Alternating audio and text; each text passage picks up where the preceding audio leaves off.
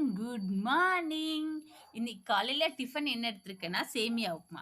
இது எப்படி பண்ணேன்னு ஷேர் பண்ணிக்கிறேன். எல்லாரும் நோட் பண்ணிக்கோங்க. தேவைப்பட்டுச்சுன்னா யூஸ் பண்ணிக்கோங்க. ஓகே.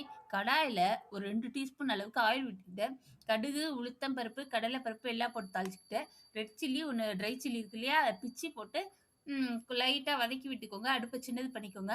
ஒரு ஆனியன் எடுத்து அது குட்டி குட்டியாக கட் பண்ணி அதையும் போட்டு வதக்கிக்கிட்டு, ஒரு தக்காளி எடுத்து அதையும் கட் பண்ணிட்டு அதையும் சேர்த்து வதக்கி விட்டுக்கிட்டேன்.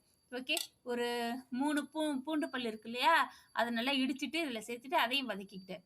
இப்போ அப்படியே எடுத்து கொஞ்சமாக ஒரு பிச்சிக்கே மஞ்சத்தூள் போட்டுக்கிட்டேன். தேவையான அளவு தண்ணி விட்டுக்கோங்க. எவ்வளோ சேமியா எடுக்கிறீங்களோ அந்த அளவு கண்ணளவு தான். ஓகே. பார்த்து தண்ணி ஊற்றிக்கோங்க. உப்பு தேவையான அளவு போட்டுக்கோங்க. கொஞ்சம் கொதி வந்ததும் இந்த சேமியாவை எடுத்து போட்டு கலக்கிக்கோங்க. கொஞ்சம் வேகிற வரைக்கும் டைம் கொடுங்க. அடுப்பை சின்னது பண்ணி கொஞ்சம் வேக விடுங்க. அவ்வளோதான், சூப்பராக நமக்கு ரெடி ஆகிடும். டேஸ்ட்டாக இருக்கும்.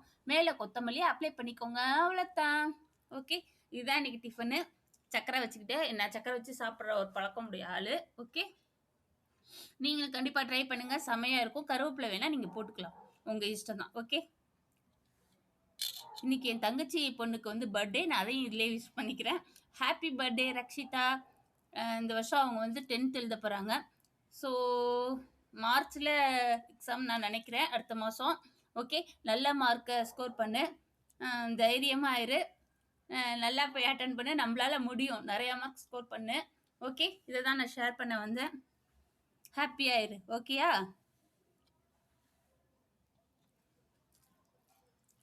ஓகே ஃப்ரெண்ட், இதை தான் ஷேர் பண்ண வந்தேன். எல்லாரும் இதே மாதிரி செஞ்சு பாருங்க. அப்படியே எங்கள் சேனலுக்கு சப்ஸ்கிரைப் பண்ணிக்கோங்க. கூட இருக்கிற பெல் பட்டனை தட்டிக்கோங்க ஃப்ரெண்ட். ஓகே ஃப்ரெண்ட், பாய்.